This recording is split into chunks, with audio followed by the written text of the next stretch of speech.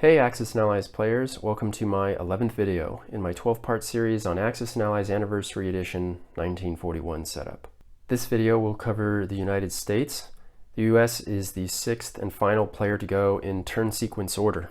Before I get into recommended purchases, I need to take a quick minute and talk about strategy. In this video, you're going to hear me advocate very strongly for a shuck push through Africa for the US player. I'm an advocate for this push because of the many other types of strategies that I've tried to employ as the United States. None of them have ever approached the lethality of this shuck push through Africa. And on top of that, when playing online, this is almost exclusively the strategy that better players make as the US. So at the very least, if you disagree with this strategy and would like to do something else, it's good to know in case you ever play online one day, because again, you're going to see it at some point. So with that out of the way, let's go to the purchase units phase. And 9 out of 10 games, I highly recommend that the first turn purchase be 2 infantry, 1 armor, 1 transport, 1 destroyer, and 1 aircraft carrier. Of course, we can't forget about the Chinese, and at the very least, they'll pick up 1 infantry, and sometimes they'll have 2. So the mobilization zone will look like this at the end of the purchase units phase. We'll now move to the combat movement phase. It's very highly likely that there's not going to be any combat on the USA's first turn. You may have to sink a German U-boat with the destroyer and a bomber in the Atlantic, but there are 2 more slightly higher probable events out here in the Pacific. The first is that the Japanese destroyer used to shield the Japanese fighters when knocking out the American battleship in C-Zone 53 may have survived, and if that happens, we will have to send in the destroyer from C-Zone 44, the fighter from the Hawaiian Islands, and the fighter from the Western United States to sink it. The other is a check just to see that the Japanese placed some kind of combat units here in C-Zone 62. If not, and there are transports there left unprotected, then the US bomber should fly across the Pacific Ocean for 4 and sink them, and then move the last 2 into Stanovaj-Trebet. But more times than not, the board will look like this, so we're going to go ahead and move right into the non-combat movement phase. And of all the powers, I feel that the United States has the most dynamic first turn non-combat movement phase. We'll start here in the Pacific. And in the process of shooting this video, I've discovered that the easiest thing to do is just move all the pieces and then discuss why I made these moves. So I'll first start by moving the Central United States Infantry to East United States. The Alaskan Infantry will go to Western Canada. The Western United States Infantry and AA gun will also move to Western Canada. The fighter in the Hawaiian Islands will fly into C-Zone 56 to meet up with the fighter from the West United States in the same C-Zone. We'll go ahead and bring up the carrier and destroyer from C-Zone 44. We're going to move this fighter around to Brazil. There's just enough movement to do so. And finally, we're going to move this bomber either to Yakut or Stanovaj-Trebet. And it can do this by going up to Western Canada, Alaska, C-Zone 64, C-Zone 63, Soviet Far East, and then into either one of these territories. I'll leave it in Yakut because that's most of the time the safest place to put it, but if you can get away with it, Stanovaj-Trebet is a better position. The simplest move to explain first is the 2 infantry in Western Canada. These guys are here because we're going to need them in Eastern Canada on turn 3, but they can congregate here and help dead zone Alaska. C-Zone 62 is only 2 C-Zones away, so the Japanese can essentially invade at any time so long as there's a transport there, and those infantry are going to help deter that. The reason we move the AA gun off the Western United States is because it does absolutely no good for us down here. From Western Canada, we can always move it back, but we can also move it to Alaska. Not that we're going to, but that we can. And this is a key mentality to have as a US player in the opening couple of turns. You really want to find ways where you can do something that might be a nuisance to the Axis, even if it never pans out. Put all your pieces in a position where they could do something immediately. Let's discuss why these boats are here. Most players, even online players, will evacuate the Pacific. They will move this destroyer and this carrier over to the Atlantic. And in my strong opinion, this is a very inefficient and bad move to make. If the US player makes that move, they're essentially mobility killing these 2 units for 3 turns. That is a 3-turn move to get them into a position where they might affect the Axis powers. And those 3 turns are absolutely crucial. It's imperative as any Allied player, but especially as the Americans, to be a nuisance in any way right out of the gate. And this move, in my opinion, has that in spades. There are several reasons I think a good American player should make this move. The first, and hopefully the most obvious, is the amount of pressure that it ratchets up on C-Zone 62. On USA turn 2, the American player is going to be able to exert 10 attack points with 3 units in this C-Zone, and that will pin a certain number of Japanese warships and possibly aircraft to that location. In other words, rather than do something else that might help benefit Japanese expansion, they are now on babysitting duty on J2. Additionally, between this bomber, fighters, and aircraft carrier, we exert a lot of dead zone pressure into the Pacific, deterring any Japanese movements in this direction. Another thing I like about this US move to Yakut on the first turn is that it can bomb any J1 first turn purchase of an industrial complex in Manchuria. If you can get them into Stanovaj Trebet, it can bomb the Japanese industry too. Yes, it's true that this stuff isn't game-changing strategy. I completely acknowledge that. But it fits the bill of being something like a nuisance to the Axis on the first turn. And with the imbalance in this game that I discussed in a previous video, and I will discuss in more detail in the next video, I really feel strongly this is the move you make as the US player in the Pacific. So my final comment on the Pacific side before we move over to the Europe side is that I do not believe in a kill Japan first strategy at all. So the question then is, why put these fighters on this carrier in C-Zone 56? This seems like such a waste of assets. Well, towards the end of this video, I'm going to show you how this move is a little bit deceptive, and that these 2 fighters can be moved immediately into a very crucial position to support operations in Europe as early as USA turn 2.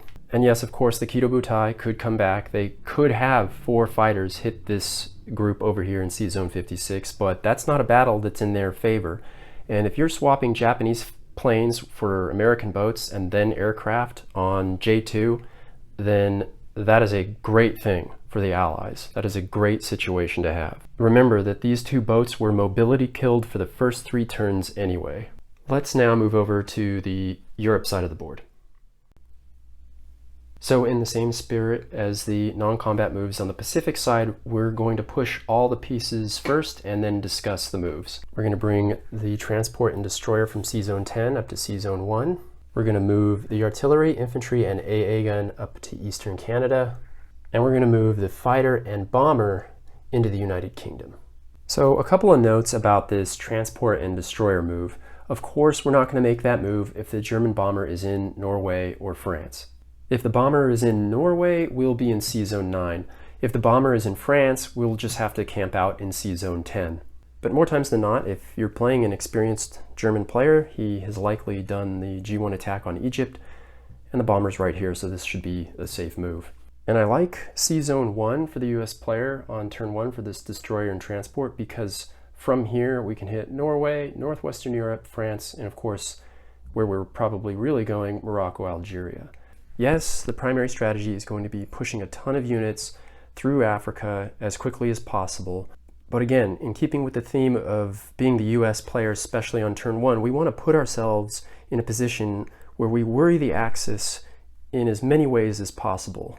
And from here, we can project our power, again, through 4 different Axis-controlled territories. And that's why I feel like this is the most correct move with those 2 units on the opening turn.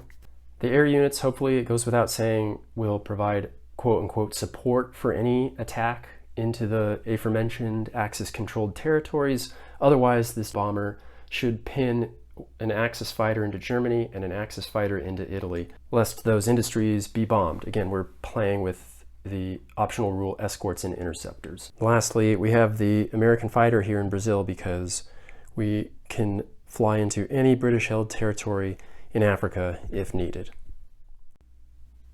So we should look like this. At the end of the non-combat movement phase, we have an infantry from central United States in the East US, as well as a fighter in Brazil here. We'll now go ahead and drop in our purchases. We put both infantry into the East US, and of course all 3 boats into Sea Zone 10. The armor can be placed in the East US if you really want a tank in Morocco, Algeria on the next turn, that's fine, but I prefer to put it in the Western United States. The reason I like to do that is because it can still move into position to be transferred in one turn, but while it's in the Western United States, it can help Dead Zone Alaska. Its ability to move too also allows it to catch up to units that are moved over on the first turn. So in my opinion, it's better to move the slower units first and have faster units follow up in later turns.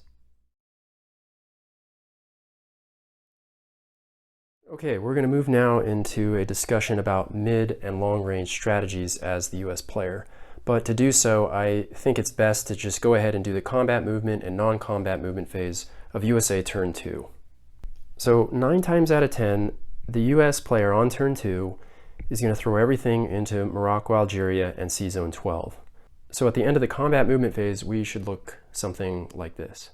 With regards to the non-combat movement phase, of course, we're going to want to take the tank and 2 infantry that were in West US and West Canada, place them in Eastern Canada. We'll want to move the infantry in East US up to Eastern Canada. Now notice that there are 2 transports in Sea Zone 12 and 3 infantry and a tank to pair with those transports for the next turn. And this is probably the most important part of this strategy. Absolutely 100%, this is totally vital.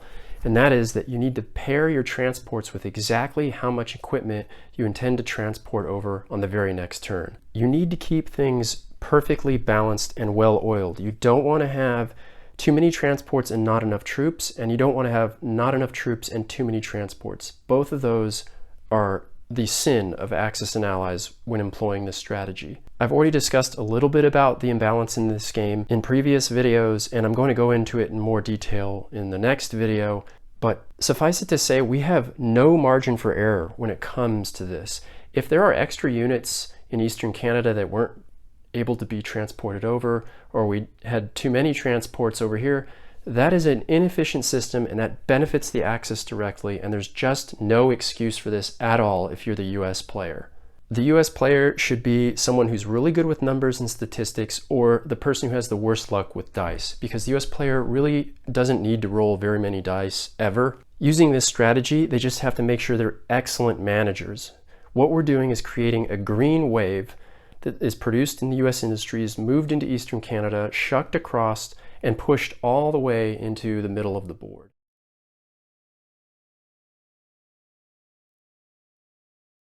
It's not impossible that the Italian fleet will be in Sea Zone 14 on its second turn.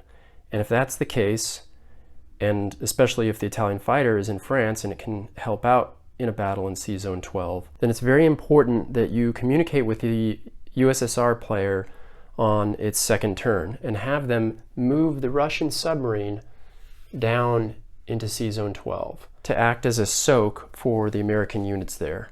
Now, of course, this still isn't enough, and if this is the situation we find ourselves in at the end of USA Turn 2, this carrier needs 2 fighters on it. And if this fighter is desperately needed to help the British out in the middle of Africa, and let's say this fighter is needed to help the British or the Russians somewhere else on the board, this is where that neat little trick with those fighters in Sea Zone 56 in the Pacific comes into play. Those 2 fighters can move 1 into Western Canada, 2 into Eastern Canada, 3 into Sea Zone 9, and then yes, land on the carrier in Sea Zone 12 for 4. And when we're in that position, the Italians have something like a 15% chance of success, which isn't 0, of course, but this is the kind of odds we're looking for as the Allied player. Not perfect, but definitely in our favor.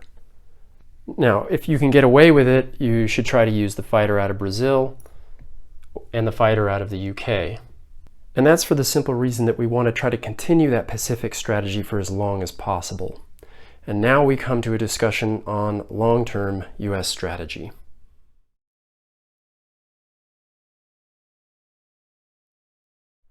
So in the long run, the US player is the one responsible to stop the Japanese in the Middle East and eventually push them back and hopefully win the game.